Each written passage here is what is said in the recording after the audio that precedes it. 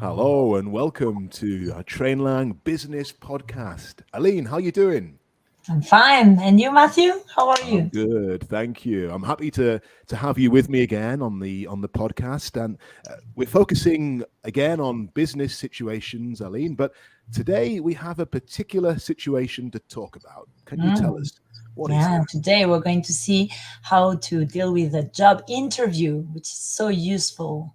Right, you're right, and I mean, a job interview can be a really nervous Mm, experience, but mm. if you're doing it in a second language, if your interview is in English and you're not a native English speaker, then that can be a real challenge.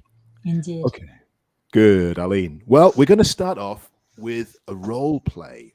So Mhm. I'm feeling a bit nervous because I'm going to try and get a job from Aline. Okay. So maybe listeners, pay close attention and especially listen out to the questions. There's going to be quite a lot of questions here. See if you can identify the questions, the structure, and also the answers that we can give. Good. So let's get into our business interview role play. Ready? I think so. Good morning, Mr. Smith. Please have a seat. Oh, good morning. Good morning. It's a pleasure to meet you. hmm Could you tell me who you work for at the moment? Yes, yes, of course. I'm working for KP Lewis. How long have you been working for them? I've been working for them for, yeah, the last 3 years. And how long have you been working in the accounting department? In the accounts department now, I've been working 8 months. 8 months. And why are you leaving your job? Ooh, good question. Well, to be honest, I feel that I can't really use my skills in my current job. And, the position that you're advertising, I saw it and I think it looks like a really good match for me. You know, this job requires a lot of travel. Is that a problem for you? No, no, not at all. In fact, I really enjoy traveling and I don't have a family to look after, so I'm able to travel. Hmm. Have you had any experience in sales? Yes, yes, I have. You can see on my CV, I worked as a part-time sales representative for a language school. At the time, they were offering summer courses, and I had to travel and visit different agencies. That's interesting. How successful were you? Well, the school managed to increase their registrations as a result of my collaboration with them. Very interesting. So, what are your goals for the future? Well, short term, I'd like to develop my sales skills and to gain more experience in selling. In the long term, I'd like to have a management position in a company like yours. And tell me, what is your greatest weakness? My greatest weakness. Well, I suppose I do procrastinate. I tend to wait until the last minute before making appointments. But I've worked on it. I'm getting better, and I can see it makes sense to have a good schedule. You get more things done. How do you cope with pressure? Actually, I work quite well under pressure. Yeah, it helps me to focus and to accomplish the tasks. Oh, Well Aline, done. I thank think I'm you. going to That was a hire tough you. interview. Oh, you are a That's hard boss. well, I didn't want to be too kind, in case. That's very interesting. Huh? There are a couple of questions in that role play that I found really good. The one about what is your greatest weakness? I think it's a question that many interviewees dread for, yeah, because you never know what exactly to answer. You don't want to be too honest and say something that is really something negative for the interview, but at the same time you can't say a weakness that in the end is a strength, because then the employer knows that this is a trick that is no longer fooled by that.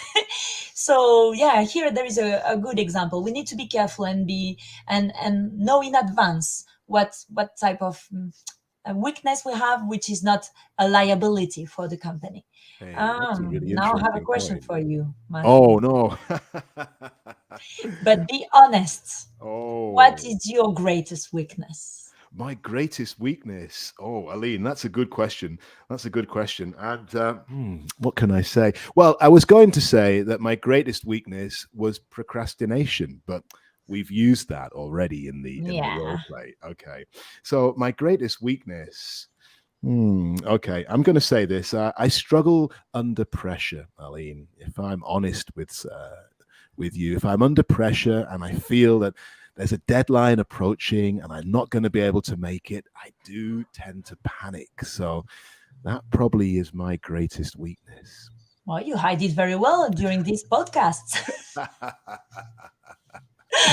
Well But the done. counsel or the advice that you gave, Aline, is to kind of be honest and not to tell the employer something that isn't true. No, claiming that our strength is actually a weakness. So that's a really useful point to remember when we go for interview. Yeah, good. Thank you for that, Aline. That's nice.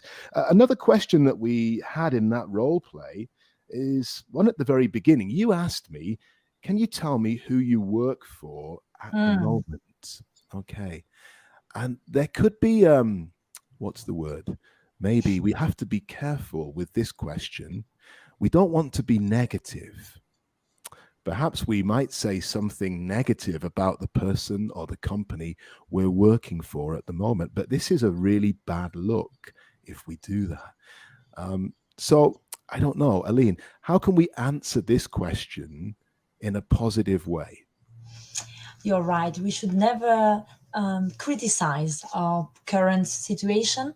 We could just explain, use this as an opportunity to show our ambition, to improve, to show that maybe where we are right now we're a little bit stuck, but not because of the company, but because we want to do more, and this opportunity has not been given to us, and we see that opportunity in the offer that we are given right now. So we stay positive. If we criticize the former or the current job, we're just showing that we're negative, and we're not going to build trust on the new employer. So yeah, just try to show that we have new horizons. Do we say horizons? Hey, very good, very good. Yeah, I like that, Aline. Thank you. That's great. So the idea then to be positive in our comments, especially when we're talking about our current situation, that's great. Now, Mm. Aline, something else that happens to me, and I should have told you this before, really. When I'm in an interview and an employer asks me at the end of the interview, "Do you have any questions?" Often my mind goes blank. Mm. So, what can we do in this situation to deal with this question when the employer Yeah. says, "Okay, do you have any questions for me?" I'm glad you highlight these points because that could reflect a lack of preparation and a lack of interest. Even normally, I mean, you should have looked up a little bit about the company that is offering the job, so you should have questions ready. So yeah, maybe if you go blank, maybe you can ask about something about the company itself, like, oh, what type of customers have you got, or what is the greatest challenge that the company I'm going to meet if I join you? Something that makes the ball rolling or going, you Okay, know. yeah, good, good. I like it. Great, excellent. So there's two really good points you've mentioned there, Aline. We want to be positive all the way through the interview, and Mhm. then we need to be prepared to ask questions ourselves. And the question you mentioned was a really good one. Ask about the company. Get the ball rolling. No, get the person speaking about, and they're going to enjoy talking about their company. I think Great. so. Good. Fantastic. Okay, let's move on then, Aline, and talk about some vocabulary that we Mm. need in a job interview. And there's a few particular phrases we're going to have a look at here. Maybe I can start with the first one, Aline. I am able to work in a team. Mm. Able to work in the team. Now, often we use the structure able to do something when we're talking about a specific skill. It's something that we can do well. We could say, I can work in a team, but that's a general idea. But no, I'm able to do it means I have experience. I can do it. I work well in a team. So that's a great Mm. phrase to have in mind in your interview. I am able to. Good. Yeah, I like it. And in the same sentence, work in a team. That's something very important because that means that you support your colleagues, that you accept advice, that you are not conflictive. Yeah. So that's something that an interviewer or an employer will look for. Yeah. So that's a Great. really good one.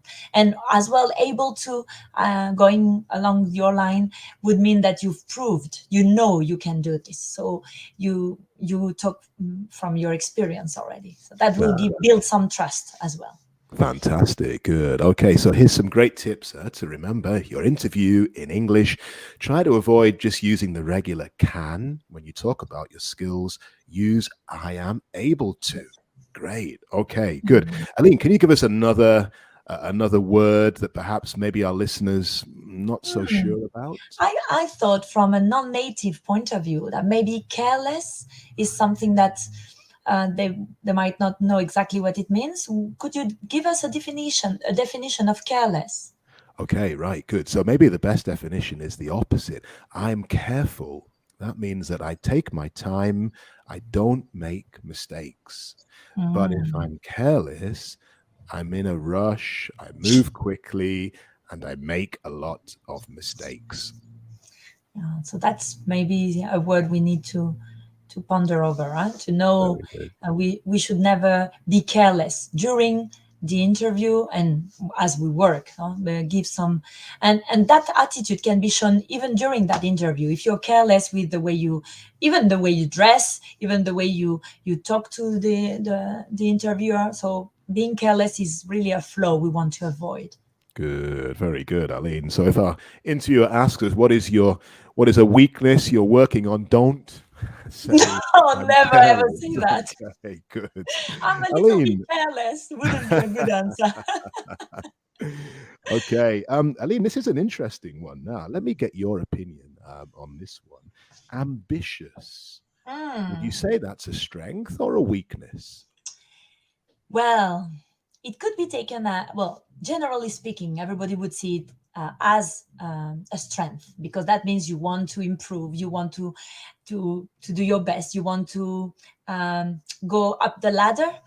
But be careful because that could be as well seen as, oh, this one is going to do anything necessary to get his ambition realized, and it won't be precisely good at working in a team. So yeah, we need to explain, if you're ambitious, it has to be something more personal, like I really want to improve about something, a skill that is personal, but don't say too much about like I want to be the best in the whole company. I think it wouldn't be very attractive for the employer. That's a I don't great know. That's point. my opinion. What do you think? Yeah, thank you, Aline. Great point. So, okay, listeners, we need to make sure that our adjectives don't work against each other. So if I say I'm able to work in a team, but I also tell the interviewer that I'm highly ambitious, there could be a conflict here. So be careful with how you use these phrases. Great. Okay. Is there one more you want to mention, Aline? I like the punctual one. It's very obvious, but I think it's something very necessary. So first of all, be punctual, mean arrive on time, please, at the interview. And if your boss sees that you're there on time, that's going to be something very positive. And it's something you could use as a strength. Yeah, I'm punctual. I'm reliable. You know, if you have an appointment with me, I'll be there at the time we said. So yeah, being punctual is something I would highlight. Great, good. Thank you, Aline. Yeah. And with all of these ones that you mentioned, Aline, I noticed you're using the verb to be. I am punctual.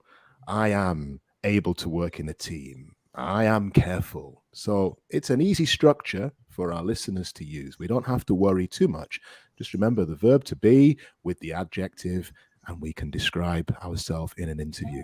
Those That's adjectives great. are Well, Aline, did I get the job?